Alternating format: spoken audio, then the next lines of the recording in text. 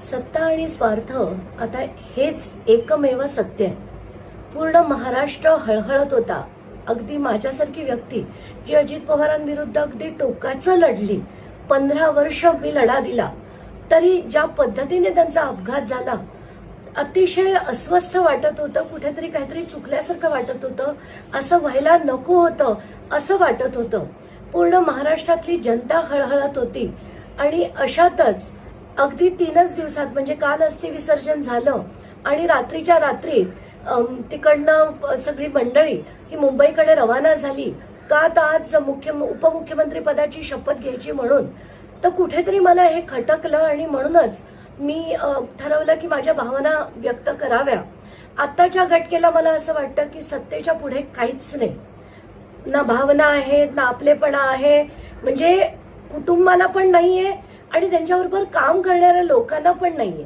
इतके वर्ष ज्या व्यक्तीबरोबर काम केलं, इतकी काय घाई झाली की त्या व्यक्तीला आपण 3 दिवसात त्याला लोटून पुन्हा सत्तेकडे वाटचाल करावी.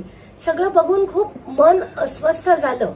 कुठेतरी असं वाटतं की सत्ता आलीच असती. उपमुख्यमंत्री जर सुनेत्रा पवार झाल्या असत्या, सगळ्यांनाच आनंद झाला असता की पहिली महिला एक उपमुख्यमंत्री झाली. पण इतकी घाई न करता थोडंसं थांबून जर केलं असतं तर हे जास्त बरं झालं असतं. पण आत्ताच्या घटकेला मला याच्या मागे फक्त भाजपचा सत्ता संघर्ष दिसतोय. त्यांना कुठच्याही परिस्थितीत राष्ट्रवादी पण संपवायची आहे आणि शिंदे गट पण संपवायचा आहे. आताच्या घटकेला राष्ट्रवादीत ही उभी फूट आपल्याला दिसली, कारण शरद पवारांचं स्टेटमेंट आलं की ही कल्पना मला पुसट सुद्धा नव्हती. आज शपथविधी होतोय हेही मला माहित नव्हतं. त्यामुळे विलिनीकरणाच्या चर्चा आहेत त्या थोड्या कुठेतरी बाजूला राहत आहेत.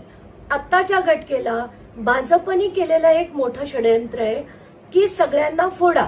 आत्ताच्या आत्ता सुनेत्रा पवारांना शपथ घ्यायला लावा. इतकंच नाही तर त्यांना राष्ट्रीय अध्यक्ष करा त्या पक्षाचं. म्हणजे जर शरद पवारांना यांच्याबरोबर जायचं असेल तर त्यांना हे कुठेतरी उतरतं माप घेऊन त्यांच्याशी चर्चा करावी लागेल. आणि एकदा राष्ट्रीय अध्यक्ष त्यांना जाहीर केलं की सुनेत्रा पवार त्यांना इतकं राजकारणातलं माहीत नाहीये, त्यामुळे त्या कंट्रोलमध्ये राहतीलच. वित्तमंत्री पद त्यांनी स्वतःकडे करून घेतलंय. याच्याचवरनं हा भाजपचा एक मोठा गेम आहे हे सरळ सरळ दिसतंय. आत्ताच्या घटकेला एकीकडे राष्ट्रवादी संपवायची, कारण सुनील तटकरे असो, प्रफुल्ल पटेल असो, ही सगळी मंडळी एका पायावर भाजपत जायला तयार होती. आणि